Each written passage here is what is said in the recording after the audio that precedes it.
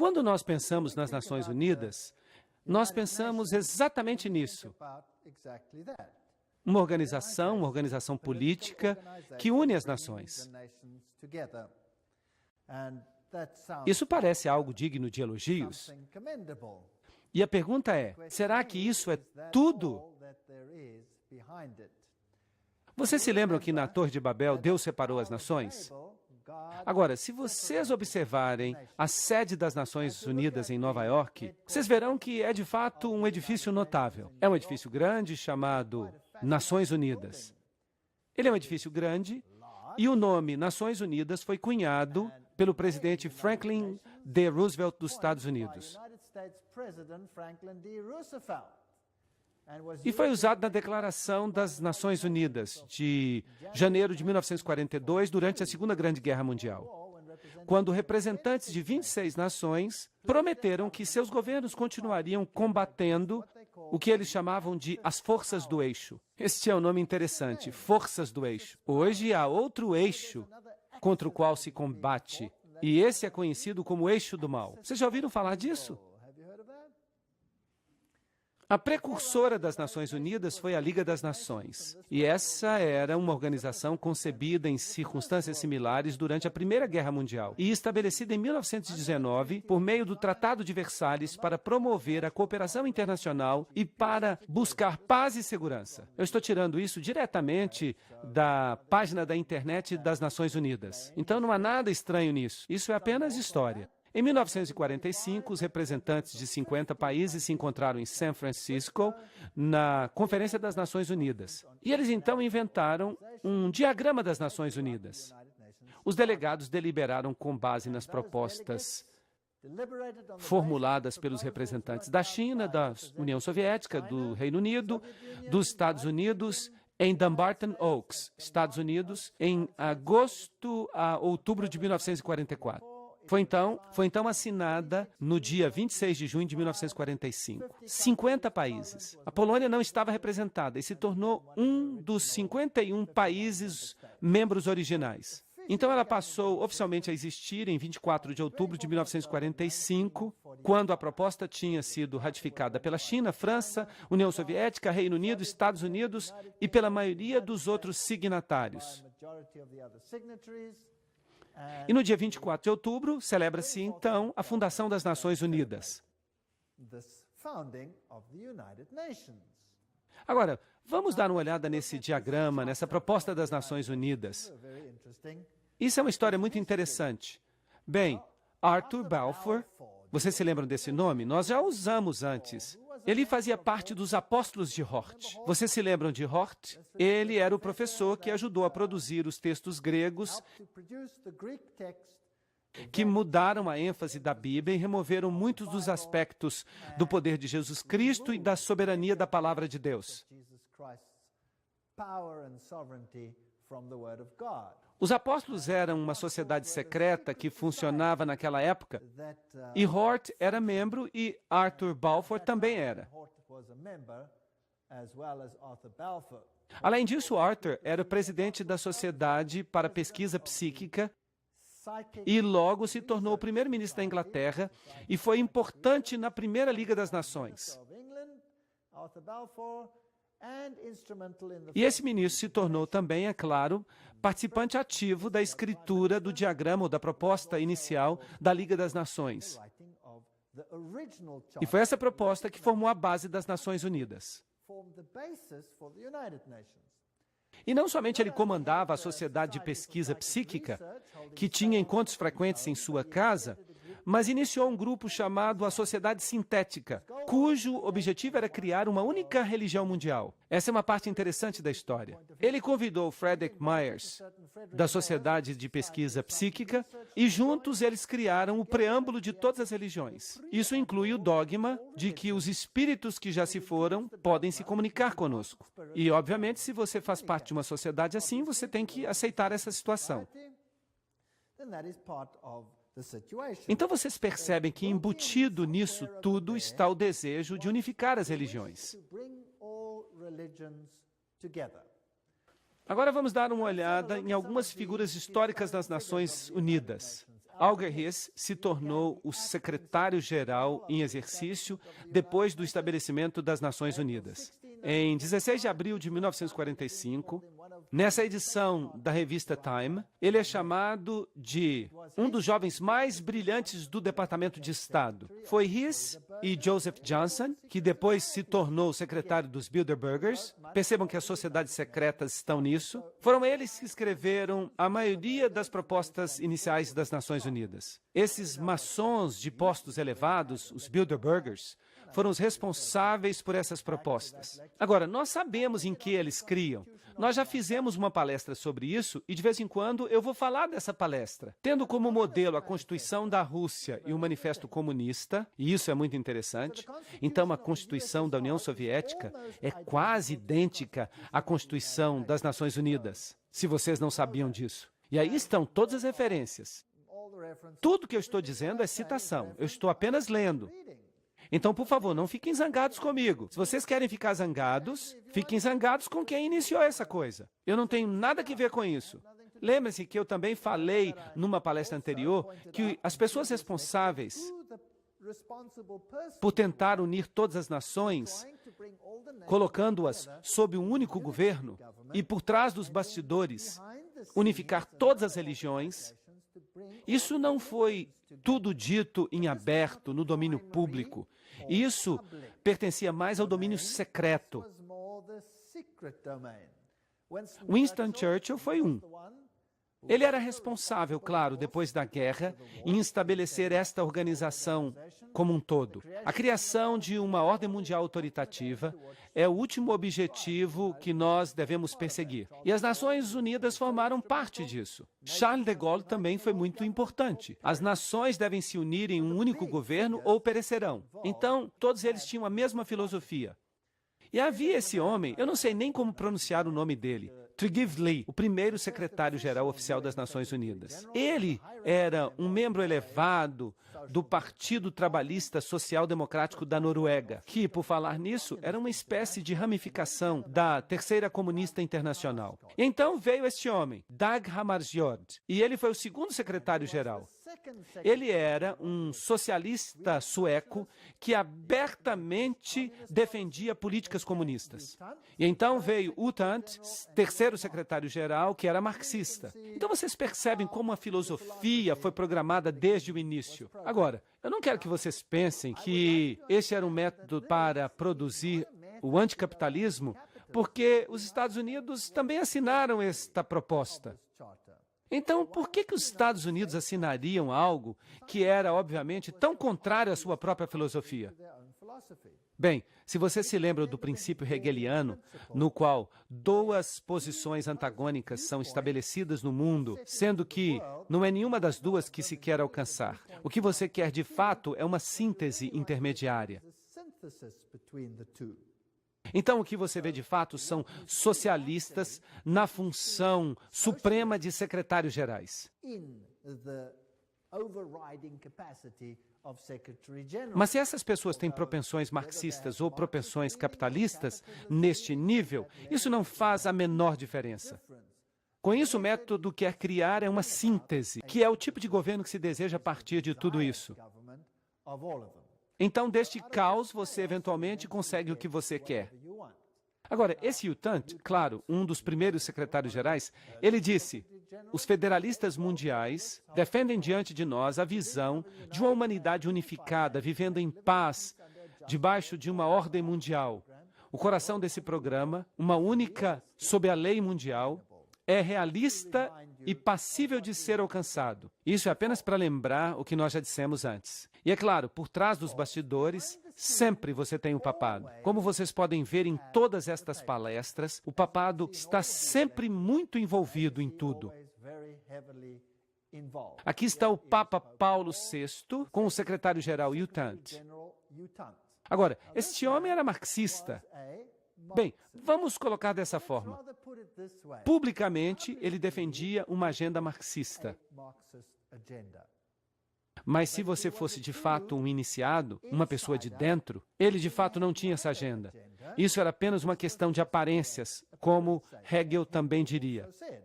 Então não é surpreendente que aqui nós tenhamos um outro aperto de mão com outro secretário-geral cujo nome era Kurt Waldheim.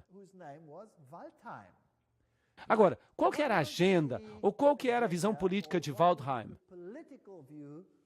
Alguém sabe? Alguém quer dar um chute? Quando a sua visão política se tornou pública, houve muitas manifestações como resultado disso, pois ele era nazista. Sim, vocês conseguem perceber a filosofia hegeliana aparecendo aqui? Aí você tem o marxismo, a antítese, ali você tem o nazismo, a tese, e no meio, a síntese. Então não importa de fato que filosofias eles escolhiam, porque no final das contas dava tudo na mesma coisa. O Papa Paulo VI foi o primeiro a introduzir esta cruz torta, ou cruz quebrada. Vamos ler o que isso significa.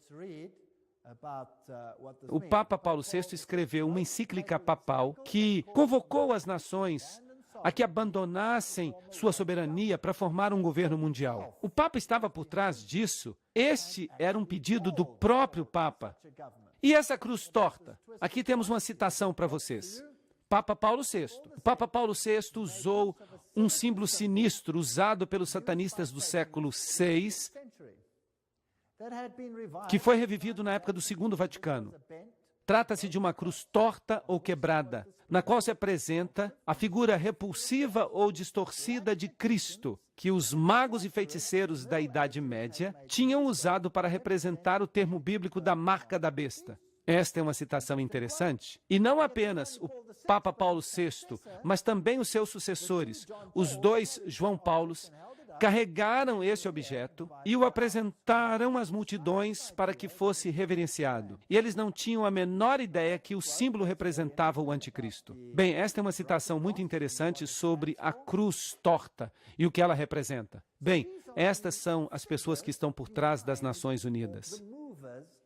Assim, o Papa, solicitando essa ordem, os secretários gerais aceitando o seu pedido, repetindo esse pedido nos dois lados da divisão política, para que parecesse uma filosofia atrativa para os dois lados.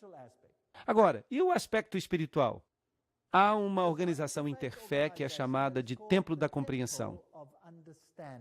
E eles publicam este boletim que é chamado de Boletim da Boa Vontade Mundial. Agora, nós temos que ver de onde vem a autoridade de uma organização assim. Porque há muitas pequenas organizações, e talvez esta aqui fosse apenas mais uma pequena organização. Então, quem são essas pessoas que formaram o Templo da Compreensão com este Boletim da Boa Vontade Mundial? Uma organização afiliada às Nações Unidas. É sempre bom a gente dar uma olhada nos fundadores. Bem, fundado por Juliet Hollister em 1960, o Templo da Compreensão tem como um de seus objetivos a criação de uma Nações Unidas espiritual. Nesta obra, para promover a compreensão entre as religiões, na base da unidade da família humana, o templo tem sido considerado, o templo tem contado entre os seus membros e apoiadores com pessoas de influência mundial, como U Thant. Bem, aí está o próprio secretário-geral. Você não pode subir além disso. Eleanor Roosevelt, isso é interessante, Thomas Merton, Jawaharlal Nehru, Anwar el-Sadat, S. Radhakrishnan, além do centro principal em Nova York, porque há outras pessoas influentes que apoiam. Esta não é apenas uma organizaçãozinha que opera em uma das alas. Esta é uma organização importante. E onde é que ela funciona? Ela tem uma sede na Catedral de São João o Divino. Isso já está ficando até tedioso, não é verdade? Sempre a mesma coisa. Ela tem sucursais na Índia e no Reino Unido, representantes na África, América Latina, Ásia, no Oriente Médio. Trata-se de um movimento universal para unificar as religiões. Bem, vamos dar uma olhada nesta catedral interessante. Aí está ela, a Catedral de São João o Divino. A catedral está localizada no número 112 da Avenida Amsterdã, um quarteirão a leste da Broadway. A maior catedral do mundo. Isso é muito interessante. A Catedral de São João o Divino, em Nova York, é a igreja-mãe da Diocese Episcopal de Nova York e a sede de seu bispado. Lembrem-se que é aí que eles tinham um Cristo fêmea, e foi aí que aconteceu aquela discussão sobre a ordenação de bispos homossexuais. Um monte de coisa estranha de fato acontece nesta catedral. Um pouco mais de história. Jim Garrison, presidente da Fundação Gorbachev para a Nova Era, que foi uma fundação fundada por Gorbachev em Nova York, disse: nós vamos acabar tendo um governo mundial. Isso é inevitável. Vai haver conflito, coerção, mas depois consenso. Isso tudo vai fazer parte do que vai ser necessário para dar origem à primeira civilização global. Então vejam que aí está a agenda deles. Philip Jessup, membro da Corte de Justiça Mundial, uma pessoa muito importante, certo? Ele escreve: eu acredito que a soberania nacional é a raiz de todos os males. As nações, obviamente, terão que abrir mão de sua soberania para esta organização. E parece que já estão fazendo isso. O segundo manifesto humanista declara: nós deploramos a divisão da humanidade em termos nacionalistas. Nós alcançamos um ponto de mutação na história humana, no qual a melhor opção para transcender os limites da soberania nacional é avançar em direção à construção de uma comunidade mundial. Isso aparece no Manifesto Humanista 1 e 2. São todos documentos oficiais. Agora, este é um homem muito interessante, Robert Miller. Ele é um antigo secretário-geral assistente das Nações Unidas, mas agora ele passou para o campo espiritual dentro das Nações Unidas. Ele é também chamado de profeta da esperança das Nações Unidas. Ele escreveu: nós temos que avançar o mais depressa possível em direção a um governo mundial, uma religião mundial, um líder mundial. Isso é muito interessante. Então, essas pessoas são as mais importantes. Agora, a filosofia. Eu estou sempre interessado na filosofia e em quem são as pessoas que estão por trás dos bastidores. E nós sempre chegamos aos mesmos velhos nomes, repetidas vezes. No livro A Conspiração de Aquário, de Marilyn Ferguson, uma pesquisa com pessoas da Nova Era mostrou que a figura mais influente para o despertar espiritual da Nova Era foi Pierre Teilhard de Chardin. Vocês se lembram quem ele era? Sacerdote jesuíta. Vejam vocês. Aí vocês têm o catolicismo, os jesuítas, como os principais incentivadores das Nações Unidas. Agora, o que Robert Miller, o antigo secretário-geral assistente das Nações Unidas, tinha para dizer? Ele escreveu: Teilhard de Chardin sempre encarou as Nações Unidas como uma corporificação institucional progressiva da sua filosofia. Agora, aí está um secretário-geral assistente dizendo que as Nações Unidas corporificam a filosofia de Teilhard de Chardin.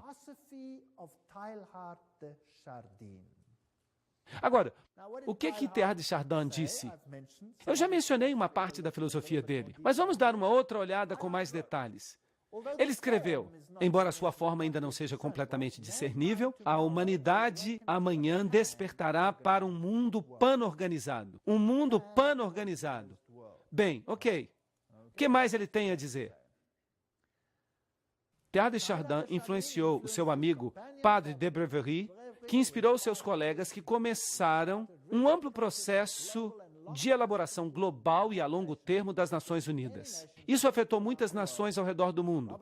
O próprio Robert Miller diz: eu fui profundamente influenciado por Teilhard de Chardin. Então, o secretário-geral assistente das Nações Unidas, a quem foram confiados hoje os aspectos espirituais das Nações Unidas, mais o seu programa educacional, diz que ele foi influenciado por Teilhard de Chardin.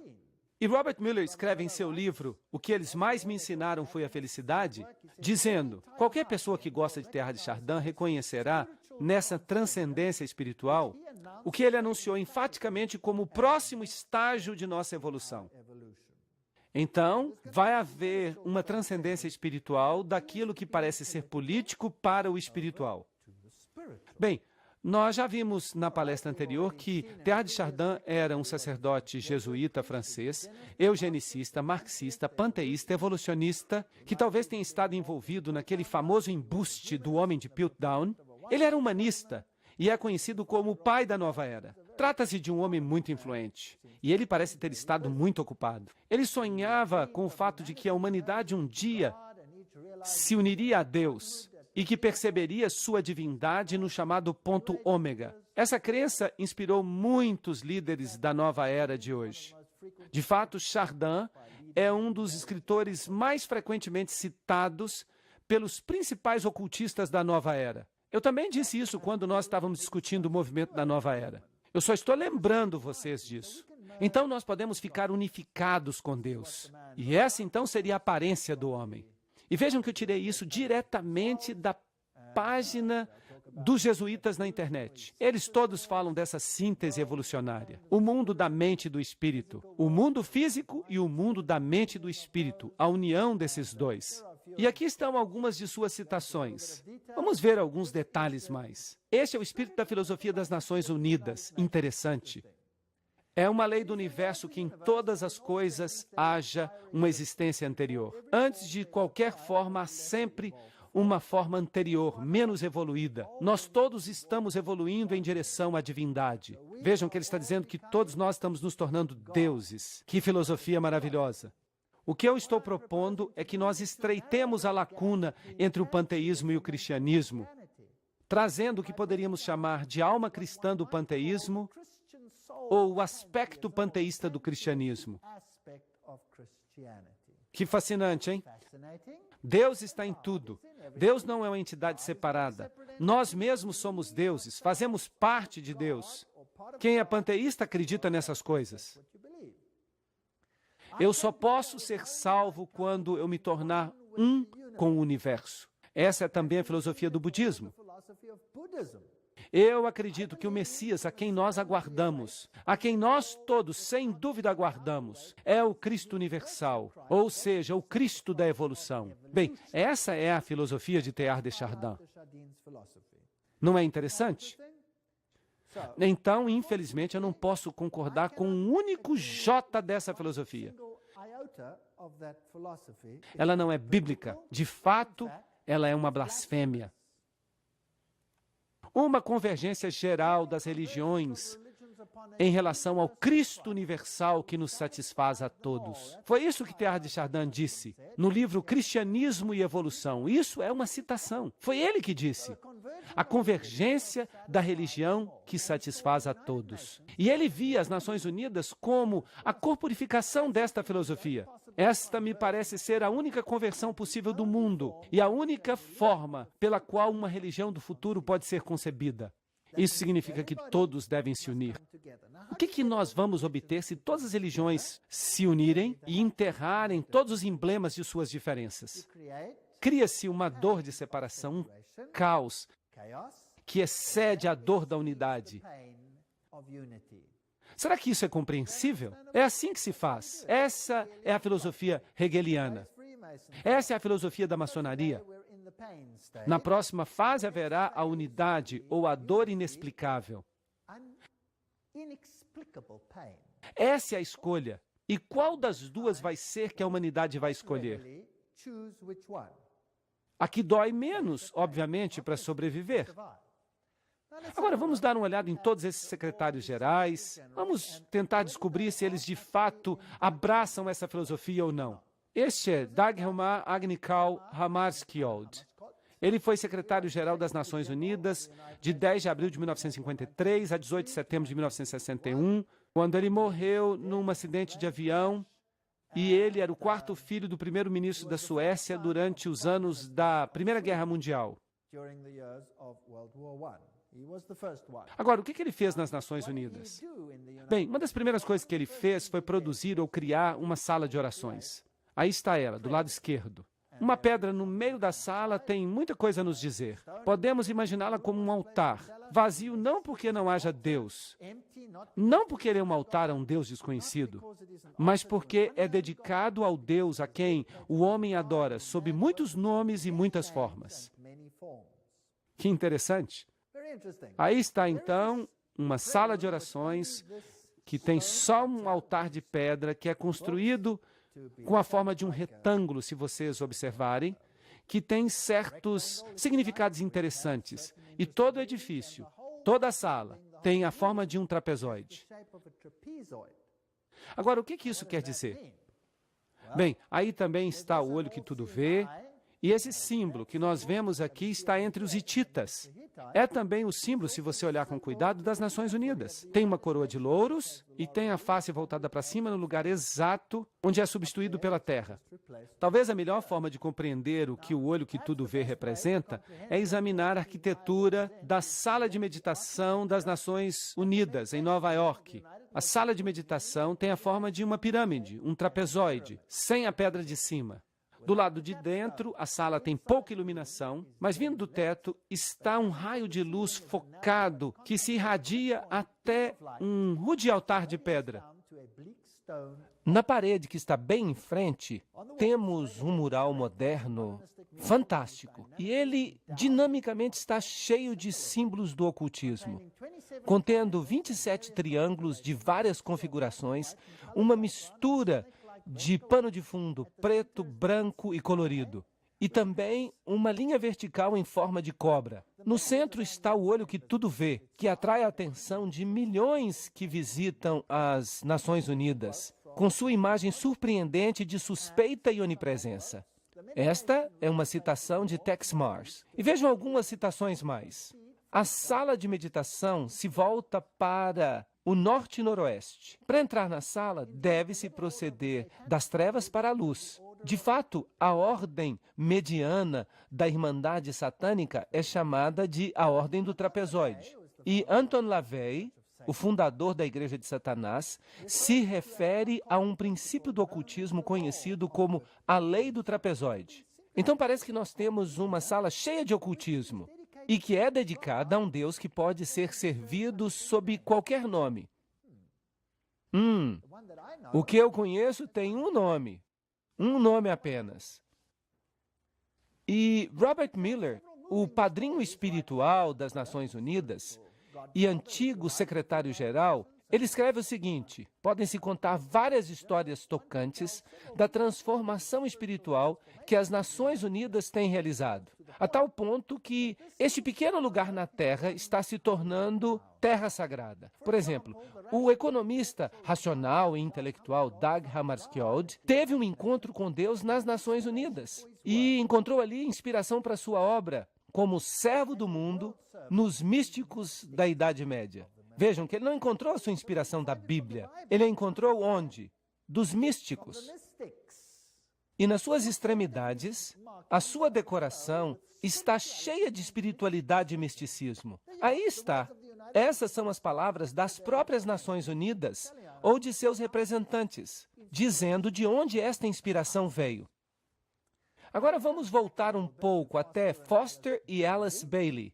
Alice Bailey foi a pessoa que recebeu mensagens ditadas de um espírito e que é conhecida como a profetisa da nova era.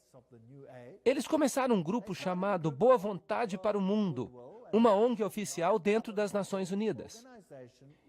E a declaração de propósito deste grupo é cooperar no mundo todo para a preparação do reaparecimento do Cristo. Então, as Nações Unidas, em outras palavras, é uma organização que se prepara para juntar todos os governos. Sim, mas isso é apenas no nível político. A agenda por trás disso tudo é fazer com que todas as religiões se juntem a fim de se prepararem para a volta de Cristo. Que Cristo? Não Jesus Cristo, mas o Cristo cósmico. Porque Jesus não vai voltar para fazer o que eles pensam que vai acontecer, como nós veremos numa futura palestra. O Cristo deles quer ter um reino aqui na Terra, mas Deus diz: o meu reino não é deste mundo. Agora, vamos dar uma olhada neste outro homem, Robert Miller. Aqui está ele, Dr. Robert Miller, antigo secretário-geral associado das Nações Unidas e chanceler da Universidade das Nações Unidas em prol da paz. Ele é o diretor do Partido da Paz 2000. É um homem muito importante. Robert Miller escreveu o seguinte apelo: decida abrir a si mesmo para Deus, para o universo, para todos os seus irmãos e irmãs, para o seu eu interior, para o potencial da raça humana, para a infinitude do eu interno. E você se tornará o universo. Você se tornará a infinitude. E você será finalmente real, divino, estupendo. Vejam que se trata da mesma filosofia. O que ele está dizendo aqui? Que nós podemos nos tornar Deus. Tudo bem? Então aí está o promotor, o mentor da filosofia das Nações Unidas. E Robert Miller escreve ainda, na obra O Currículo Central do Mundo. E vejam que isso é surpreendente. 2 pontos. A filosofia que subjaz à escola de Robert Miller, vejam que agora ele está falando de uma escola Robert Miller. Nós vamos ter que falar sobre isso mais tarde. A escola Robert Miller é o programa educacional para o mundo inteiro que será iniciado pelas Nações Unidas. E isso é assustador. Mas continuemos a ler. A filosofia que subjaz à escola Robert Miller é baseada nos ensinamentos estabelecidos nos livros de Alice Bailey. Vejam, os livros de Alice Bailey foram publicados originalmente por uma editora chamada Editora Lucifer. E por causa da reação que receberam, eles mudaram o nome para Lucis Trust. E agora esta escola é certificada como uma escola adjunta das Nações Unidas, que fornece educação para a cooperação internacional e para a paz. Isso é um grande negócio. Então, a filosofia é baseada nos escritos canalizados por Lúcifer, que preparam para a vinda de Lúcifer.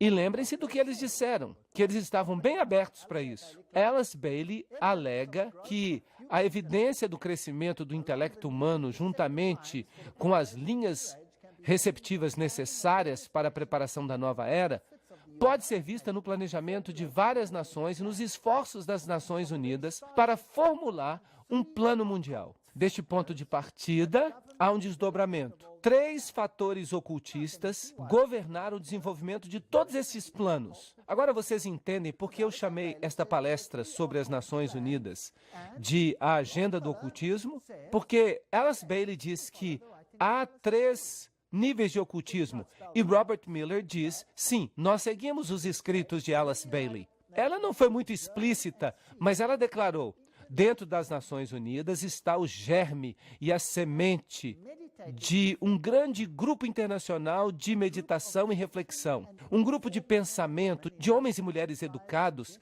em cujas mãos jaz o destino da humanidade.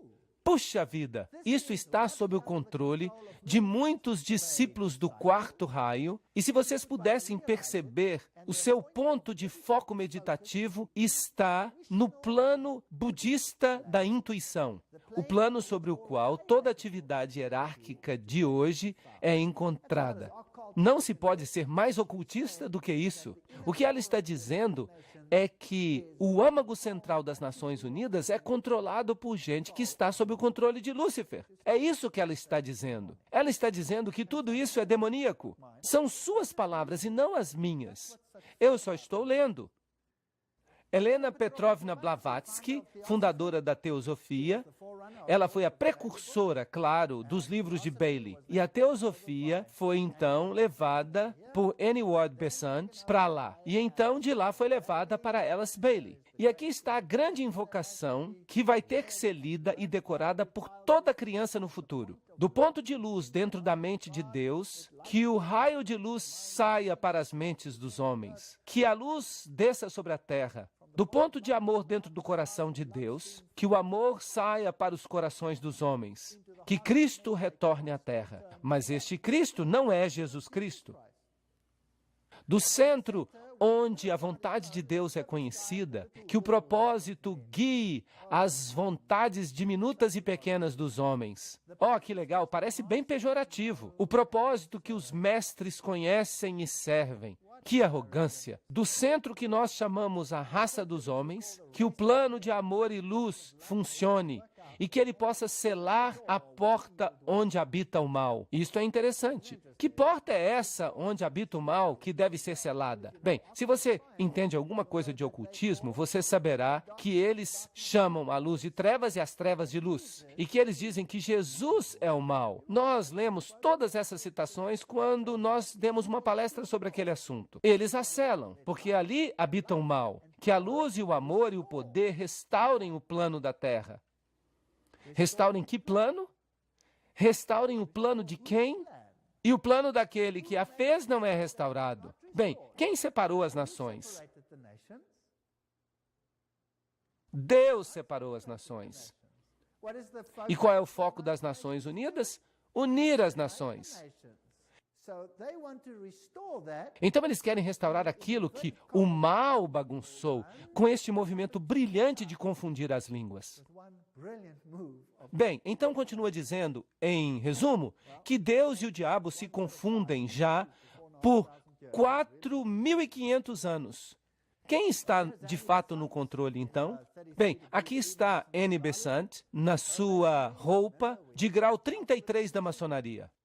Comaçonaria. Vocês se lembram que nós falamos deste assunto. O livro-texto da Teosofia ensina a imortalidade, a reencarnação, a deidade do homem. Vejam a declaração de Djwhal Khul, que também inspirou Alice A. Bailey. Ele fala o seguinte sobre Alice A. Bailey. A.A.B., Alice A. Bailey, sabe quem eu sou e me reconhece pelos meus 2 nomes. Agora, isso é interessante, porque há 2 nomes. Vocês vão descobrir que nomes são esses. E então fica interessante. Isso é uma história de detetive, é muito interessante. Bem, a Bíblia diz, eles são espíritos de demônios, operando milagres, que saem para os reinos da terra e para o mundo inteiro, a fim de juntá-los para a batalha do grande dia do Deus Todo-Poderoso. Apocalipse 16:14. Lembrem-se que Helena Petrovna Blavatsky, a fundadora deste movimento, da qual Alice A. Bailey se tornou a suma sacerdotisa, disse, Lúcifer representa a vida, o pensamento, o progresso, a civilização, a liberdade, a independência. Lúcifer é o verbo, a serpente, o salvador. É Satanás que é o Deus de nosso planeta e o nosso único Deus. Então ela fala sobre a Virgem, que é Satanás e Lúcifer ao mesmo tempo, e do Espírito Santo, tudo em um. Então não importa se você o chama de Ísis ou se você o chama de Osíris, não importa. Não importa se você o chama de Baal ou Astarote, não importa. 2 nomes. Ele sempre se apresenta sob 2 nomes, 2 princípios. Alice Bailey foi a sucessora de Besant como líder da Casa da Teosofia. E o marido dela era um maçom de grau 32. Claro, parte da comaçonaria. Aí está ela, sacerdotisa e profetisa do movimento da Nova Era, que recebeu estas mensagens desta entidade espiritual, que tem que ser um demônio. Djwhal Khul. Seus escritos, como nós já dissemos, faz dela uma das 2 mulheres a ter escrito mais livros em tempos modernos. E qual era o seu principal objetivo? Os problemas da humanidade. Juntar a humanidade de novo. Preparar o mundo para a volta de Cristo. Nós já lemos esta citação. Eu me dedico de novo para o serviço daquele que vem. Aquele que vem é um acrônimo no mundo do ocultismo para Lúcifer. E eu farei tudo o que eu puder para preparar as mentes e os corações dos homens para aquele evento. Eu não tenho nenhum outro objetivo na vida.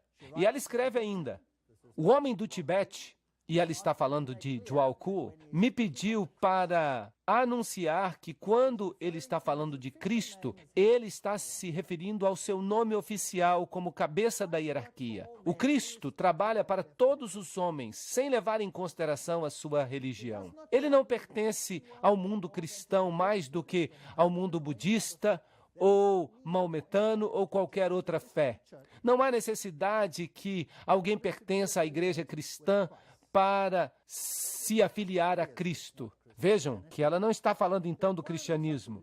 As exigências são de amar o semelhante, viver uma vida disciplinada, reconhecer a divindade em todas as religiões e todos os seres e governar a sua vida diária com o amor. Amor, amor, amor, amor. Amor até gotejar. Este é o evangelho moderno. Ninguém mais pode advertir o outro. Ninguém mais pode falar de pecado. Ninguém mais pode falar de salvação. Ninguém mais pode apontar para Jesus Cristo como Salvador. Mas se você ama alguém, você não se vê na obrigação de advertir essa pessoa dos problemas que jazem à frente? E Alice Bailey escreveu, em primeiro lugar, ele vai voltar para um mundo que é essencialmente unificado. Vejam que não precisa estar todo unificado. O principal efeito da sua aparição certamente será demonstrar para todos os países os efeitos de um espírito de inclusão. Então, seu principal objetivo será desenvolver um espírito de inclusão. Uma inclusão que será canalizada ou expressa através dele. Então, o seu espírito trabalhará para fazer com que isto aconteça. E ela escreve, todos aqueles que buscam relacionamentos humanos corretos serão automaticamente atraídos a ele. Ahá! Então, não temos que buscar a Jesus Cristo. Nós temos que buscar os relacionamentos humanos corretos. Vocês percebem que a ênfase fica toda na humanidade? Todos que buscam estas coisas serão automaticamente atraídos a ele, quer eles pertençam a uma grande religião do mundo ou não. Nós precisamos, então, de um espírito de inclusão. Bem, vamos continuar a leitura. Todos aqueles que não veem nenhuma diferença básica entre as religiões, ou entre os homens, ou entre as nações, o rodearão. Perceberam isso? Então, se eu não vejo diferença entre o cristianismo e o budismo, e eu não vejo diferença entre o hinduísmo e o cristianismo, então eu o rodearei. Se eu não vejo diferença entre as nações, eu o rodearei. E continua a leitura. Aqueles que corporificam o espírito da exclusão e da separação, igualmente serão automaticamente revelados, e todos os homens saberão quem eles são. Isso é legal. O que a Bíblia fala sobre este assunto? A Bíblia diz, saí e separai-vos. A Bíblia pede um espírito de separação. Por sua própria natureza, as Nações Unidas não têm opção a não ser pedir que tipo de espírito? De inclusão. Agora, se os maiores promotores por trás dos bastidores são, de fato, ocultistas e seguidores de Lúcifer, isso não é assustador? Porque então quem seria o cabeça por trás dos bastidores? Satanás. Satanás seria o cabeça. Ele seria o chefão. Agora, o problema é essa diferença. Uns dizem, saí dela, separai-vos. E os outros dizem, vamos ser inclusivos, vamos ficar todos juntos. A resposta vem com clareza. Ele voltará sem falha quando uma certa quantidade de paz já tiver sido restaurada. Não é preciso ter uma paz mundial, mas apenas uma certa medida de paz. E a Bailey continua. A principal exigência para a volta de Cristo é um mundo que esteja em paz. Contudo, essa paz deve se basear na boa vontade das pessoas educadas. E isso, inevitavelmente, levará às relações humanas corretas e, portanto, ao estabelecimento de linhas de luz entre as nações, entre as religiões, entre os grupos e entre os homens. Então, a única forma que nós vamos ter esta comunidade é se nós nos unirmos em um cadinho e nos tornarmos um apenas. Isso significa abrir mão das nossas diferenças. E ela continua. Descubram os membros do novo grupo de servidores mundiais, sempre que possível. Fortaleçam suas mãos. Busquem-nos em todas as nações e expressem muitas linhas de pensamento e pontos de vista. Lembrem-se sempre que na doutrina e no dogma, nas técnicas e nos métodos, eles podem diferir amplamente de vocês, mas eles têm o mesmo amor pelos seus semelhantes. Esta se tornou a religião do novo mundo. Não o amor a Deus, mas o amor aos semelhantes. Continuando, na boa vontade prática e na devoção para o estabelecimento de relações humanas corretas, eles estão do seu lado. Eles são seus iguais e provavelmente ensinam o mesmo tanto. Então, eles estão dizendo, esqueçam-se de todas as diferenças religiosas. Promovam sem cessar a obra da boa vontade mundial, para que toda a nação possa ter o seu grupo de homens e mulheres dedicados ao estabelecimento de relações humanas corretas. Todo o poder foi dado, então, aos homens, em vez de a Deus. E é com base nesse ensinamento que Cristo levantará a superestrutura da irmandade dos homens, pois as relações humanas corretas são uma expressão do amor de Deus. Isso é tudo que nós ouvimos nos sermões do Novo Mundo. O que é importante são as relações humanas corretas. O que é importante é que nós aceitemos uns aos outros, independentemente de quem sejamos. O que é importante é que nós saiamos de mãos dadas. Mas e a fidelidade a Deus? E os princípios bíblicos? Não, eles dizem que nós temos que abrir mão deles. A revista da Partilha Internacional diz o seguinte: mas na alvorada de um dia, a visão das Nações Unidas há de salvar o mundo. E quando a realidade das Nações Unidas começar a dar fruto, então o fôlego de imortalidade será uma realidade viva sobre a Terra. E aqui está o hinduísta Sri Chinmoy, líder espiritual, sacerdote atual das Nações Unidas. Ele diz, as Nações Unidas são o caminho para a unidade, que nos levará até a unidade suprema, em letras maiúsculas. É como um rio que flui em direção à fonte derradeira. E as Nações Unidas se tornam para nós a resposta para o sofrimento humano, para a escuridão do mundo, para a ignorância do mundo. A visão interna das Nações Unidas é o dom supremo. E eles dizem que isso vai acontecer não importa quanto tempo demore. E o Dalai Lama diz, na esfera das relações internacionais, um sentido de maior responsabilidade compartilhada é especialmente necessário. Hoje, quando o mundo está se tornando cada vez mais interdependente, os perigos do comportamento irresponsável aumentaram drasticamente. A menos que percebamos que agora nós somos parte de uma grande família humana, nós não podemos ter esperança em relação à paz e à felicidade. Então, todos os líderes do mundo estão dizendo estas coisas. E as Nações Unidas, com seu simbolismo da antiga coroa de louros sobre um globo, nada mais é do que uma imitação do ideal antigo do paganismo, que Lúcifer, mais uma vez, quer concretizar no mundo em que nós vivemos hoje.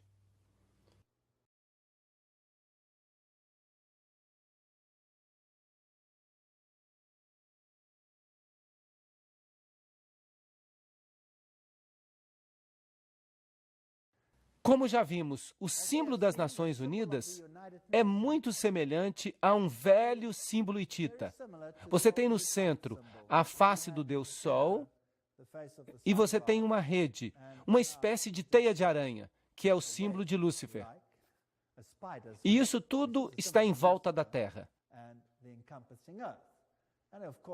E é claro, a coroa de louros era um símbolo das deidades antigas.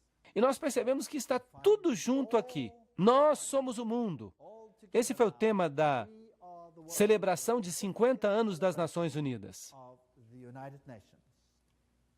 A agenda da nova era fundir Deus e a natureza. É por isso que Teilhard de Chardin, o pai da filosofia das Nações Unidas, disse: nós precisamos nos tornar panteístas. Precisamos eliminar a distinção entre macho e fêmea, buscando a paz mundial, o desarmamento nuclear, um único governo mundial, uma única religião mundial.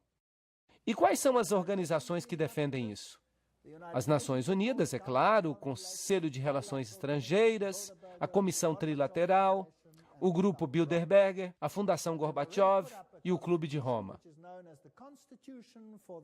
E eles já até escreveram uma Constituição, que é conhecida como a Constituição da Federação da Terra. Então, nós já temos uma Constituição Mundial. Agora, obviamente, se você quer causar uma situação assim, você tem que influenciar a educação do mundo para que a forma de pensar das pessoas mude. Então, a educação é um ponto muito importante. E isso nos leva diretamente às páginas deles na internet. Bem, você não pode dizer que isso é boato. Vem diretamente deles. O mundo não vai mudar e não haverá paz se não houver uma nova educação. Escrito por U Thant, antigo secretário-geral das Nações Unidas. Nós precisamos de uma nova educação. A velha educação não serve mais. E o antigo diretor da Organização Mundial da Saúde, o Dr. Brock Chisholm, que é, claro, uma organização das Nações Unidas, diz: para conseguir um governo mundial, é necessário remover das mentes dos homens o seu individualismo. Isso é assustador, não acham? Remover a sua lealdade às tradições familiares. Isso é ainda pior. Remover o patriotismo nacional e os dogmas religiosos. Agora, estes são os promotores das Nações Unidas. Eles dizem que devemos acabar com o individualismo. Você deve se tornar um número. Você deve ser o que o Estado diz. E isso é marxismo. O Estado é supremo e você não é nada mais do que um catecúmeno. Nada. Você deve abrir mão de sua individualidade. Mas vocês sabiam que Deus nos criou como seres livres? Cada um de nós. Nós não nos sujeitamos a ninguém, a não ser a Deus, porque somente Deus pode receber a sua sujeição em confiança, porque Ele é 100% sem egoísmo, e Ele provou isso quando Ele veio a esta terra. Você gostaria de se sujeitar a Lúcifer e ser preso com correntes às suas carruagens, a seus desejos? Eu detestaria isso. Mas, de qualquer forma, para isso você teria que abrir mão do seu individualismo. Agora, vamos dar uma olhada de novo em Robert Miller. Filósofo, profeta do Papa, grande estadista em nível mundial, o que a gente pode chamar de homem poderoso. Ele é o chanceler da Universidade da Paz, criada pelas Nações Unidas. Ele é o criador do que agora é conhecido como Currículo do Centro Mundial. Isso diz tudo. E ele é conhecido no mundo todo, e ele é conhecido no mundo inteiro como o pai da educação global. Há 29 escolas Robert Miller no mundo, e a cada ano mais estão sendo criadas. O Currículo do Centro Mundial conquistou para ele o prêmio da Unesco de Educação para a Paz em 1989. E ele recentemente esboçou uma moldura para a cobertura midiática mundial. O que você vê na sua televisão é o que eles querem que você veja, não o que você deveria ver. No serviço público, ele também esboçou uma moldura para a consciência cósmica e planetária e uma moldura para as artes e a cultura. Bem, então, a sua forma de pensar culturalmente deve ser transformada. Você deve se encaixar numa moldura para as artes e a cultura. Esse é um jeito de falar ocultista. Afinal de contas, ele mesmo disse que ele é um seguidor de Alice Bailey. Miller é, então, o autor do Currículo do Centro Mundial. O que ele faz? E vejam que isso é uma citação. Nós precisamos incutir nas nossas crianças uma cidadania global, crenças centradas na Terra, valores socialistas, uma forma de pensar coletiva, para que elas se tornem a mão de obra para o século XXI. Vejam, seus filhos devem ser modificados. Nós estamos vivendo, de fato, num mundo assustador. O que Robert Miller escreve sobre esse Currículo do Centro Mundial? Ele diz: um currículo de centro mundial pode parecer utópico hoje. No final do ano 2000, será que nós já passamos isso? Sim. Será uma realidade diária na Terra. O que ele está dizendo aqui? Todas as escolas do mundo. Agora, acreditem em mim, eu já vi o sistema educacional. Eu oficialmente deixei o sistema educacional há um mês. E o que eu tenho visto nos últimos anos, as mudanças, é de arrepiar o cabelo. Tudo isso é de arrepiar o cabelo. É de arrepiar o cabelo. Se é isso que nos espera, então que Deus ajude este mundo. Nós já vimos que ele diz que sua filosofia se baseia em Alice Bailey. E o Currículo do Centro Mundial está ligado a essa unol.org.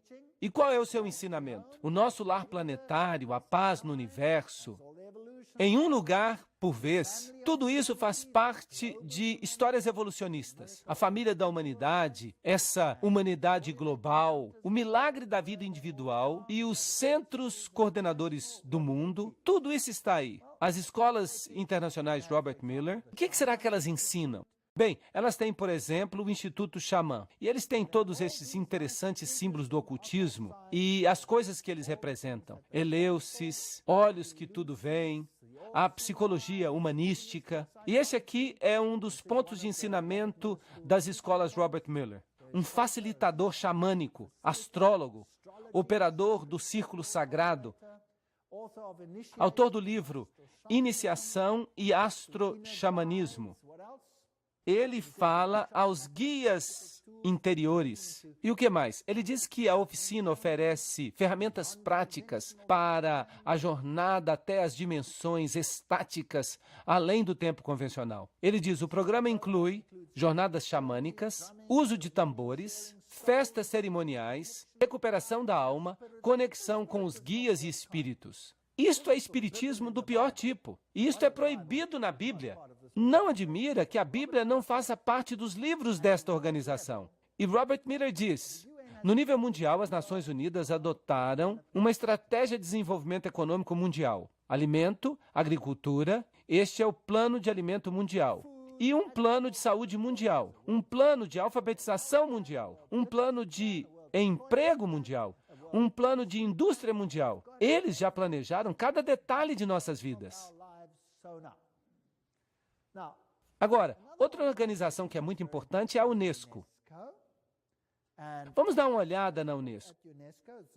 É uma suborganização das Nações Unidas. E Julian Huxley é o antigo diretor da Unesco.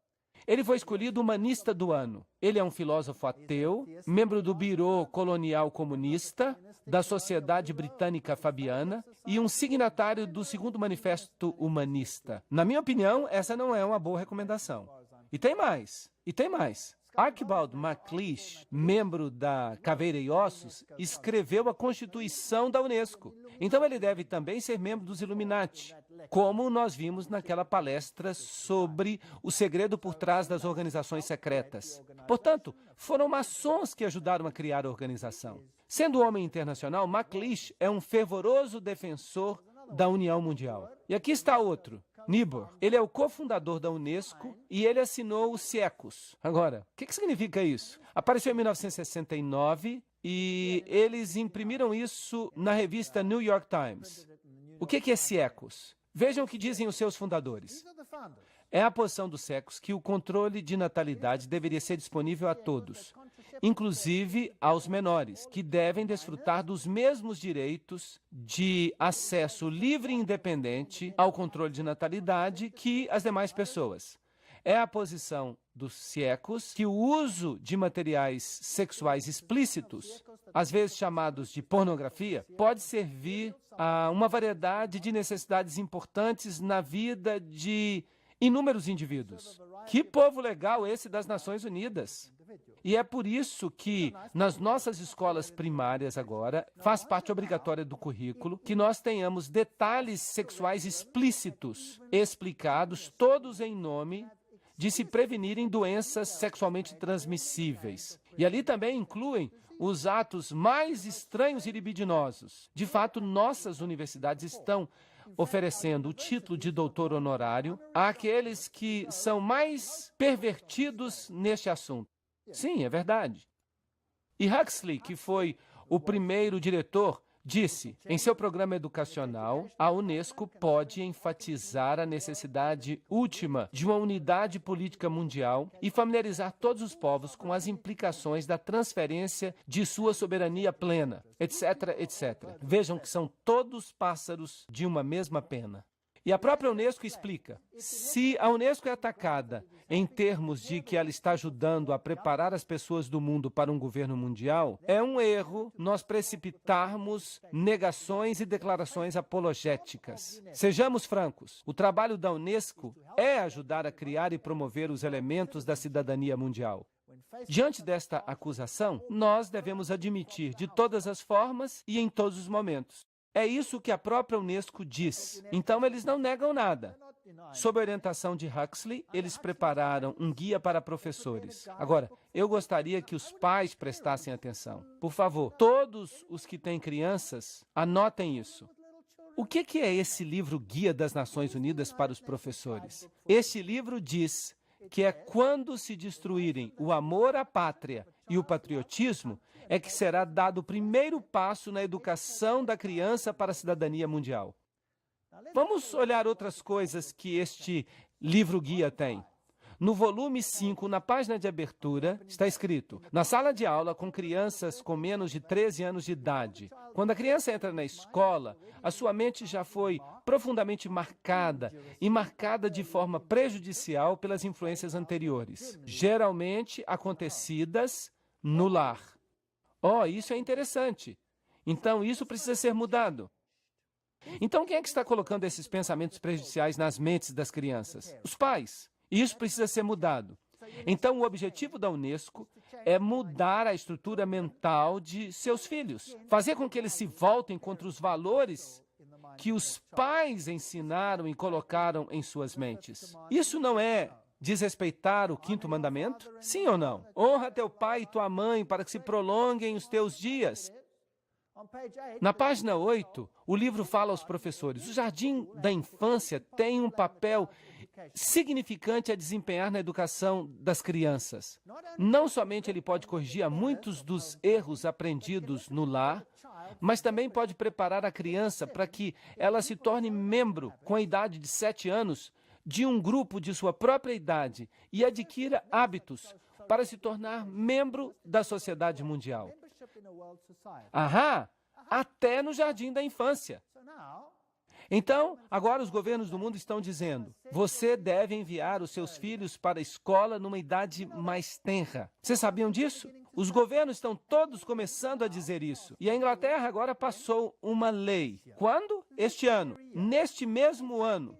E adivinha agora o que a lei da Inglaterra diz que deve ser a idade para as crianças irem para a escola? Aos 3 anos. Sim, aos 3 anos de idade. Você tem que enviá-los para a pré-escola. Isso parece bom e as mães gostam muito, porque elas não têm que tomar conta dos filhos. Mas quem está controlando a forma de pensar dessas crianças? Quem está por trás disso? Os ocultistas. E na página 58, o livro Guia para Professores diz: como nós já apontamos, é frequentemente a família que infecta a criança com o nacionalismo extremo. Portanto, usem os meios descritos anteriormente para combater as atitudes da família. Mas o nacionalismo não é o seu último alvo. Qual é, de fato, o seu verdadeiro alvo?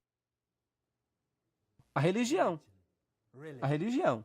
E no volume 5, página 11, está escrito: em nossa opinião, a história e a geografia deveriam ser ensinados nesta idade como história e geografia universais. O estudo de história levanta problemas de valor e seria melhor que nós os adiássemos até que o aluno seja livre dos preconceitos nacionalistas, que, no presente, impregnam o ensino da história. Então, toda a forma de pensar da criança deve ser mudada no programa de ensino. E este é o objetivo da Unesco. Não é um objetivo nobre. Eu não acho que seja, porque a autoridade da religião, dos pais, especialmente da religião cristã, é solapada. Agora, outra organização entra em cena. Esta é chamada de Organização Findhorn. E eles promovem a saúde ecológica e a prosperidade ecológica. Você já ouviu falar de ecologia hoje em dia? Sim. Agora, de novo, nós temos que buscar as pistas. Nós temos que sempre fazer um trabalho de detetive. Por causa da conexão de São Francisco, isso é, Francisco Xavier, com a natureza, o Papa João Paulo II o escolheu como o santo padroeiro da ecologia. Agora, São Francisco de Assis vem lado a lado com Inácio de Loyola, o jesuíta, só para vocês saberem. E é no dia de São Francisco que milhares de pessoas vão até a Catedral de São João o Divino. É uma catedral onde se abençoam os animais. Também o ocultista Robert Miller, que é o antigo secretário-geral associado das Nações Unidas, nos informa que São Francisco foi declarado santo padroeiro das Nações Unidas. O Papa faz, as Nações Unidas imitam. Quem está realmente em controle? Roma. E aí está ele. Se você quiser orar para ele, você pode. Se você não quiser orar para ele, você pode ignorar. O secretário-geral das Nações Unidas, U Thant, formou a organização Cidadãos Planetários com atividade da nova era, encabeçada por Donald Keyes. Agora nós estamos fazendo as ligações. Aqui está o manda-chuva das Nações Unidas com Donald Keyes. Cidadãos Planetários é agora uma ONG dentro das Nações Unidas, especialmente dedicada a preparar os povos para a vinda de uma nova cultura, dedicada especialmente à preparação dos povos para o advento da nova cultura. Vamos continuar falando de Donald Keyes. Aí está ele junto com Hugh Tunt. Donald Keyes tem estado ativamente envolvido com a comunidade Findhorn. Pegaram uma ligação. As Nações Unidas, o secretário-geral Hugh Tunt, Donald Keyes, a Findhorn, e escreve regularmente para a sua revista Uma Terra. E Donald Keyes escreveu: os grupos da nova era estão focando e entrando em um novo estágio, um estágio relacionado ao mundo. Eles estão maduros o suficiente para começar a ajudar a carregar o peso do fardo da humanidade. A disseminação de valores da nova era é como se fosse um fermento unificador na massa humana e pode ser um ingrediente crítico para a emergência com sucesso dos anos 80. Agora vamos tentar entender melhor a Findhorn. O seu logotipo é a chama de Lúcifer. Eles usam símbolos ocultistas, eles usam uma flor de lótus,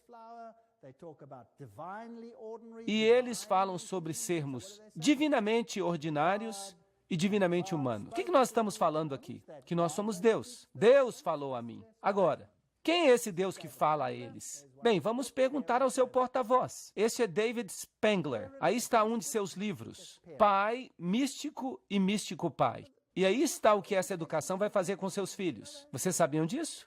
David Spangler, porta-voz da comunidade Findhorn, no norte da Escócia. Aqui é uma foto dele mais recente. Vamos ver o que ele diz. Ele escreve no livro Reflexões de Cristo: a verdadeira luz de Lúcifer não pode ser vista na tristeza, nas trevas, na rejeição. A verdadeira luz deste grande ser só pode ser reconhecida quando os nossos próprios olhos podem ver com a luz do Cristo, a luz do sol interior. Lúcifer opera dentro de cada um de nós a fim de nos curar. E à medida que nós nos movemos para uma nova era, que é a era da integridade humana, eles adoram esta palavra, integridade. Cada um de nós, de alguma forma, chega ao ponto que eu chamo de iniciação luciférica, uma porta particular pela qual o indivíduo deve passar se ele vai chegar plenamente à presença de sua luz e de sua integridade. Lúcifer vem para nos dar o presente final da integridade. Então, quem de fato essas pessoas estão adorando? Eles estão adorando a Lúcifer diretamente. Lúcifer prepara o homem de todas as formas para uma experiência na qual eles vão se tornar o próprio Cristo. Nós nos tornamos Cristo e o Cristo prepara o homem para a experiência de se tornar Deus. Mas a luz que revela para nós a presença do Cristo, a luz que revela para nós o caminho até Cristo, vem de Lúcifer. Ele é o doador de luz. Ele é sabiamente chamado de estrela da manhã, porque ele é a luz que anuncia para o homem o alvorecer de uma consciência maior. É ele que está dizendo. São suas palavras. E ele escreve: nós podemos pegar todas as escrituras e todos os ensinamentos e todos os tabletes e todas as leis e todos os marshmallows e podemos fazer uma alegre fogueira, um churrasco de marshmallow, porque é isso que eles valem. Ok, eu não acho que eles gostam muito da Bíblia ou da lei de Deus. Esses são os promotores, os divulgadores das Nações Unidas. E eles falam de uma nova ordem econômica. Nós não vamos entrar em todos os detalhes. Eles dizem: nós afirmamos que a economia de todas as nações é um tecido sem ruptura. Vejam que eles querem tudo junto. Eles querem uma nova ordem econômica internacional. Esse é o comentário da boa vontade mundial. Nós, os membros das Nações Unidas, solenemente proclamamos a nossa determinação unida de trabalhar urgentemente para o estabelecimento de uma nova ordem econômica internacional. Todo mundo vai ser controlado em um único nível por essa gente. Uma completa mudança na ordem econômica e financeira é imperativa, disse Benjamin Creme, porta-voz do Maitreya. Assim, a Assembleia Geral das Nações Unidas diz uma nova ordem econômica internacional. E então vocês percebem todas essas coisas estranhas que estão acontecendo. Buckminster Fuller diz, em essência, não me deem nenhuma outra tarefa, simplesmente deixem que eu seja o cabeça do órgão que controla a alimentação mundial. E eu terei todo o mundo aos meus pés amanhã. Eles vão usar o alimento para criar uma tensão suficiente para fazer com que todos aceitem. E Benjamin Creme também escreveu, os industriais, os economistas, os administradores de grande experiência e realização, que com a hierarquia, e ele está falando de um monte de demônios, que com a hierarquia tem desenvolvido planos e manuais que solucionarão os problemas de redistribuição do mundo quando houver vontade política suficiente para implementá-los. Isso significa quando eles começarem a roubar daqueles que têm para dar aos que não têm. E o próprio Maitreya, este Cristo da nova era, diz, as Nações Unidas são a principal esperança do mundo. Em seus interrelacionamentos, nós podemos ver um exemplo de democracia, o símbolo para essa expressão da vontade de Deus que os homens chamam de boa vontade. Com o advento do Cristo, essa boa vontade fará com que todos os homens e todas as nações desenvolvam relacionamentos corretos e criem as circunstâncias necessárias para a expressão dessa síntese, que será o principal aspecto da civilização vindoura. Nesta empresa vasta, as Nações Unidas desempenharão um papel principal. Lembram de Apocalipse 17? Os 10 chifres que vocês viram são 10 reis que ainda não receberam um reino, mas por uma hora eles receberão autoridade como reis, juntamente com a besta. Eles têm um propósito, e eles darão o seu poder e autoridade à besta. Eles farão guerra contra o Cordeiro. 10 regiões, de acordo com Gary K. O Clube de Roma dividiu o mundo em 10 regiões e escreveu a nova Constituição.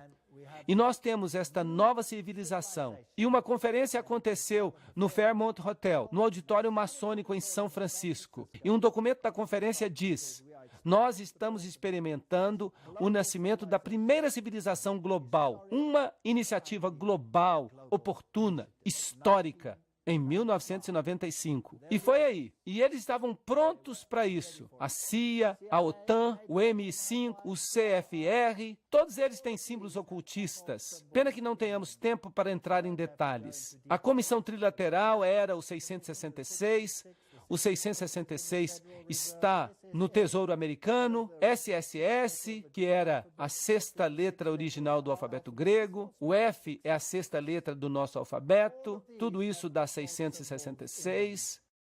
Agora, e essas religiões mundiais? E esse é o X da questão, se nós quisermos nos concentrar nesta questão hoje à noite. Isto será o centro do que vai acontecer. Não seria inevitável que as Nações Unidas, mais cedo ou mais tarde, adquirissem uma dimensão espiritual? É isso que diz Robert Miller, o chefão por trás da educação mundial, da mídia mundial, da Universidade da Paz, todas essas coisas. Robert Miller escreve, há uma ilustração famosa que mostra Cristo batendo a porta do alto edifício das Nações Unidas, querendo entrar nele. Eu sempre visualizo na minha mente uma figura mais precisa, aquela de que as Nações Unidas representam o corpo de Cristo. Isso é interessante. Cristo não disse que o meu reino não é deste mundo? Então, esse é outro reino. E este Cristo definitivamente não é Jesus Cristo. E ele então diz, o Papa João Paulo II disse que nós somos cortadores de pedra e artesãos de uma catedral que talvez nós nunca vejamos em sua beleza final. Ahá, esta é uma linguagem maçônica que o Papa João Paulo II está usando. E a tapeçaria dessa obra envolve a condição total da humanidade deste planeta. E tudo isso faz parte de uma das páginas mais prodigiosas da evolução. Vai requerer o desligamento e a objetividade dos historiadores futuros, a fim de que eles avaliem plenamente o que aconteceu no último terço do nosso século e que compreendam a verdadeira significância das Nações Unidas. Nenhuma força humana será capaz de destruir as Nações Unidas. Muito interessante. pois as Nações Unidas não são um mero prédio ou uma mera ideia. Não é uma criação feita por homens. Aí está Robert Miller falando, o antigo secretário-geral das Nações Unidas. Se não foi feito por homens, então quem fez? Quem a fez se não foi o homem que a fez? Bem, eles nos falam sobre o seu líder em palavras explícitas. Quem é ele? Lúcifer. As Nações Unidas são uma visão de luz do Supremo Absoluto, linguagem maçônica, que está vagarosa, constante e infalivelmente iluminando a ignorância, a noite da nossa vida humana. O sucesso divino e o progresso supremo das Nações Unidas, eles estão prestes a se tornar realidade. Na hora da sua escolha, o Supremo Absoluto vai fazer tocar o seu sino de vitória aqui na Terra, através do coração amoroso e servidor das Nações Unidas. Uau, isso é uma bomba! Ele vai fazer soar o seu sino de vitória? Obrigado, Robert Miller. O que mais você tem a dizer nesta questão? Decida abrir-se ao potencial da raça humana, à infinitude de seu eu interno, e você se tornará o universo. Finalmente você será o verdadeiro e divino eu. Isso, de fato, coloca todos os ingredientes no bolo. Eu estou cada vez mais atraído a alguns dos ensinamentos mais simples e, no entanto, mais importantes do Cristo e de todos os grandes profetas e visionários. Eu estou cada vez mais convencido de que o que eles previram é o início daquilo que vai se tornar realidade neste planeta e de que a humanidade vai transcender, vai se metamorfosear naquilo que aqueles grandes sonhadores, visionários e profetas imaginaram. Nós estamos mudando. Nós vamos sofrer uma mudança. As principais religiões do mundo, no final, todas vão querer a mesma coisa. Será? Embora tenham nascido em lugares diferentes e em circunstâncias diferentes neste planeta. O que o mundo precisa hoje é uma convergência das religiões diferentes em busca e na definição das leis cósmicas ou divinas que devem regular o nosso comportamento neste planeta. Um ecumenismo espiritual de escala mundial, expresso em novas formas de cooperação religiosa, nas instituições. Isso seria o mais perto que nós vamos chegar do Cristo ressuscitado. Muito obrigado, muito interessante. A paz será impossível, Robert Miller fala, sem que domemos o fundamentalismo através de uma religião unida, que professe fidelidade somente a uma espiritualidade global e à saúde deste planeta. Então, o fundamentalismo tem que ser domado. Vamos começar com o islamismo. E onde vocês acham que eles vão terminar? Certamente no cristianismo. A nova religião mundial deve se basear nas verdades que têm sobrevivido ao teste dos séculos. Elas estão constantemente tomando forma no pensamento humano, e por elas as Nações Unidas lutam. O meu grande sonho pessoal, escreve Robert Miller, é conseguir uma aliança eficaz entre todas as principais religiões e as Nações Unidas. Que fascinante! Não pode haver uma dissociação entre a Igreja Universal e a loja sagrada dos verdadeiros maçons e os círculos internos das sociedades esotéricas. É isso que Alice Bailey e Robert Miller dizem que é a sua filosofia. Então aí está, maçonaria, luciferianismo, este é o reino na Terra. Em junho de 1995, uma conferência de cúpula, Interfé, foi realizada em São Francisco, com o propósito de unificar as religiões do mundo em uma organização global. A Organização das Religiões Unificadas é chamada de ORU e é para ser uma organização internacional interreligiosa cujo modelo é as Nações Unidas e afiliada às Nações Unidas. De acordo com sua literatura, W.B. Broward declara que a ORU acabou de lançar o seu manifesto escrito em junho de 1997. E por volta de junho de 2000, a organização estará plenamente estabelecida e operando globalmente a partir de junho de 2005. Quão longe nós estamos disso tudo? Está bem ali, virando a esquina. E essas coisas me deixam animados.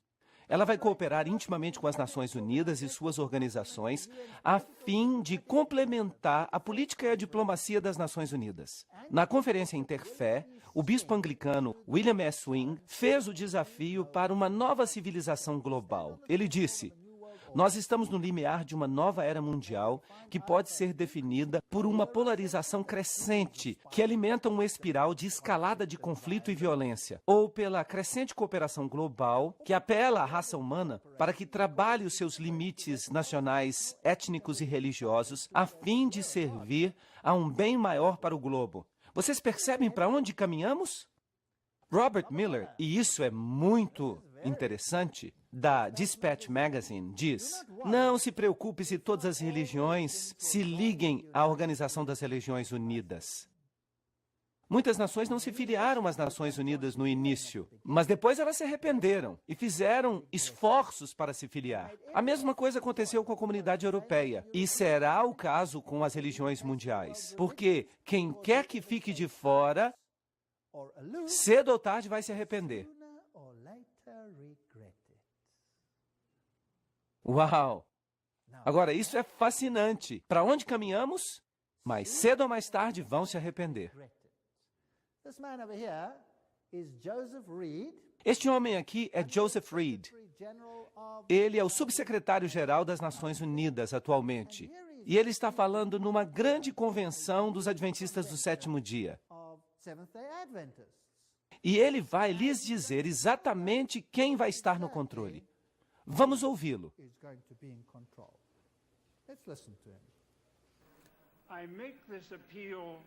Eu faço este apelo porque as Nações Unidas são também a sua organização, a nossa organização mundial, a sua Organização das Nações Unidas. Delegados, por favor, lembrem-se, as Nações Unidas são a única máquina que nós temos para a cooperação coletiva entre todas as nações.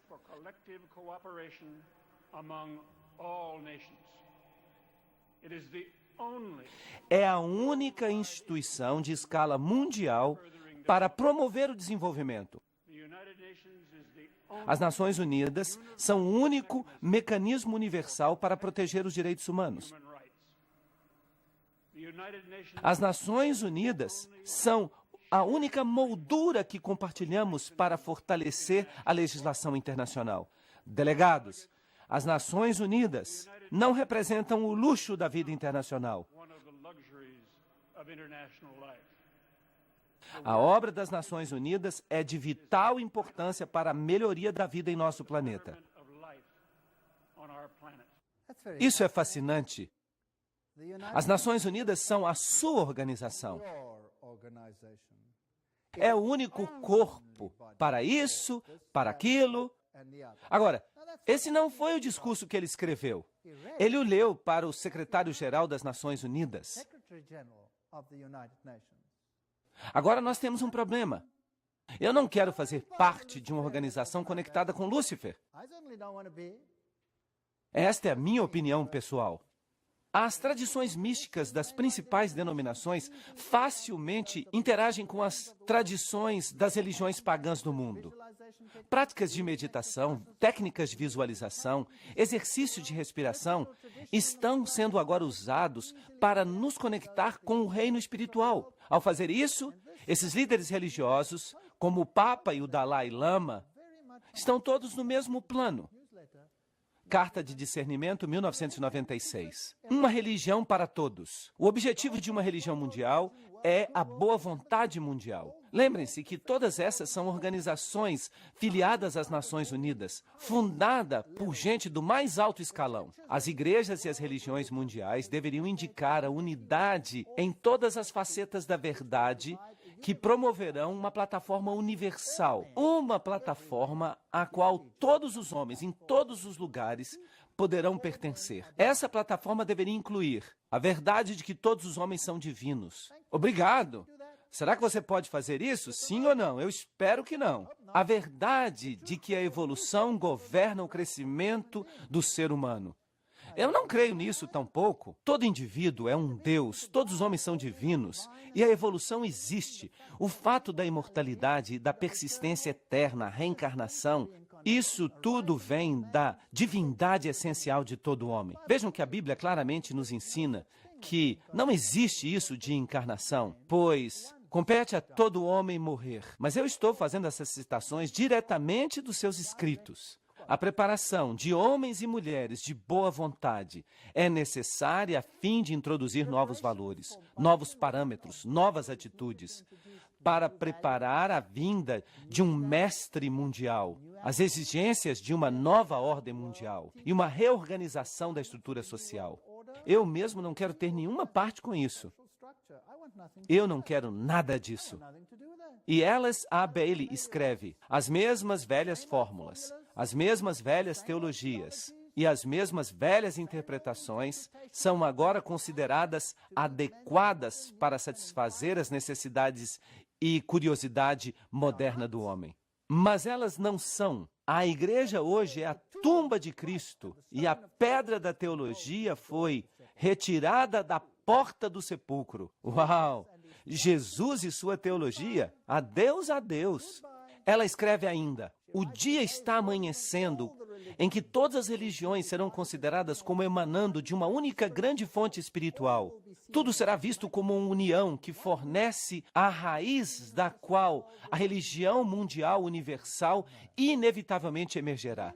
Então não haverá mais nem cristão nem pagão, nem judeu nem gentio, mas simplesmente um grande corpo de crentes reunidos de todas as religiões atuais. Isso parece bom, mas de quem será essa religião? Eles aceitarão as mesmas verdades, não os conceitos teológicos, mas conceitos essenciais à vida espiritual. Eles se levantarão juntos na mesma plataforma de irmandade e de relações humanas. Eles reconhecerão sua filiação divina e buscarão a união para cooperar com o plano divino. Essa religião mundial não é um sonho vão, mas algo que está definitivamente se formando hoje. Carta da Boa Vontade Mundial, 1993. Eu estou citando. Isso tudo vem das Nações Unidas. Então, obviamente, o mundo vai se mover em direção a esta plataforma unificada. E haverá aqueles que propagarão um espírito de separação. Isso está correto? Será que nós podemos ver isso acontecendo? E então haverá conflito. E Robert Miller diz que aqueles que não entrarem no jogo vão fazer o quê? Eles vão se lamentar. Então, obviamente, nós estamos caminhando para um confronto. Assim, os objetivos e esforços expressos das Nações Unidas produzirão fruto eventual e uma nova igreja de Deus, reunida de todas as religiões e grupos espirituais. Vejam, uma nova igreja de Deus. Eu não quero ser parte dessa nova igreja de Deus. Eu acho que ela me dá náuseas. Mas Miller continua dizendo: nós devemos esperar que o Papa venha antes do ano 2000 até as Nações Unidas e fale por todas as religiões e espiritualidades deste planeta e dê ao mundo a visão religiosa de como o terceiro milênio deveria ser um milênio espiritual, um milênio que testemunhará a integração e a harmonia da humanidade. Então, quem vai ser o porta-voz dessa nova religião mundial? O Papa. O plano está fazendo sentido.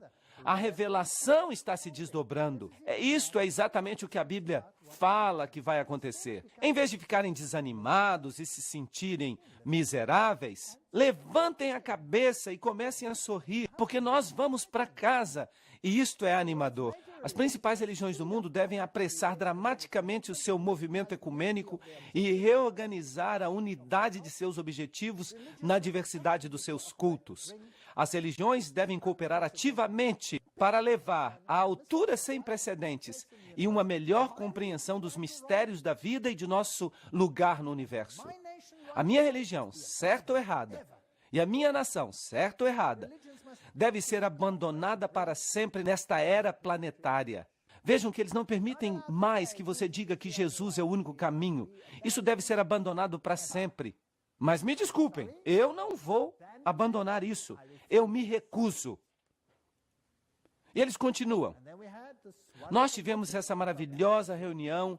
O Papa realmente apareceu diante das Nações Unidas e aconteceu um grande ensaio nas Nações Unidas para formar esta nova iniciativa ecumênica fundada por Ted Turner, e todo mundo está se reunindo sob um único partido religioso novo sob os auspícios das Nações Unidas. Mas Apocalipse 13:3 diz: e eu vi uma das cabeças como se tivesse recebido uma ferida de morte. E esta ferida mortal foi curada. E o mundo inteiro se maravilhou após a besta. E Josué 24:15 diz: e se vos parecer mal servirdes ao Senhor, escolhei hoje a quem servireis. Se aos deuses que vossos pais serviram do outro lado do rio, ou aos deuses dos amorreus, em cujas terras vós habitais. Mas quanto a mim e minha casa, nós serviremos ao Senhor. Esta é a decisão que nós precisamos tomar. Estas são as questões diante de nós, e o triste é, e eu não estou inventando isso, eu estou lendo isto da tela. Eu não estou inventando. Eu queria que eu estivesse, mas eu não estou.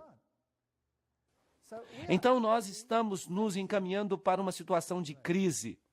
Mas nas palestras que virão, nós vamos dar uma olhada do outro lado da moeda. Nós já vimos bastante desse lado da moeda, não acham? Eu já estou cheio disso. Agora vamos dar uma olhada se Deus tem uma resposta para aquilo que Satanás está planejando. Agora, eu lhes dei um outro cartãozinho como este, e eu tenho uma pergunta aqui. Eu estou começando a ver que a batalha não é realmente política. Perceberam isso hoje à noite? A batalha não é realmente política, mas é político-religiosa. Eles querem a sua adesão, eles querem a sua mente. Eu percebo que Satanás, ele organizou tudinho, a fim de que todo mundo, se possível, os próprios eleitos, sejam enganados e hipnotizados pelos seus estratagemas. Mas pela graça de Deus, o segundo ponto, eu não quero ser uma dessas pessoas enganadas. Eu preciso, mais do que estar apenas ciente do problema, eu tenho que fazer um esforço conjunto para encontrar a verdade e para permanecer sem ser enganado. E qual é o único canal pelo qual nós podemos descobrir a vontade de Deus? Digam-me. A Bíblia. Se Deus não nos tivesse dado a Bíblia, nós não teríamos esperança neste mar. Mas graças a Deus, Ele nos deu a Bíblia. O que nós faríamos sem ela? Eu não saberia onde nós estamos caminhando. Tudo pareceria lógico, tudo pareceria certo. Todos ficariam felizes e todos entraríamos no vagão deste povo. Certo ou errado? Mas eu quero saber como Jesus será o vitorioso nesta controvérsia. Tudo que vimos até agora é Satanás construindo o seu reino. É disso que fala o livro de Apocalipse. Mas eu estou interessado em aprender mais e eu vou planejar assistir às próximas palestras, porque é nelas em que o contraplano de Deus começará a ser discutido. Nós vamos voltar à Bíblia. Nós vamos descobrir o que Deus preparou para nós. E se eu, pelo menos, ousar perguntar, e levantem as suas mãos se vocês também querem isso. Você que percebe que Jesus está sendo erradicado do plano mundial. Quem percebe isso?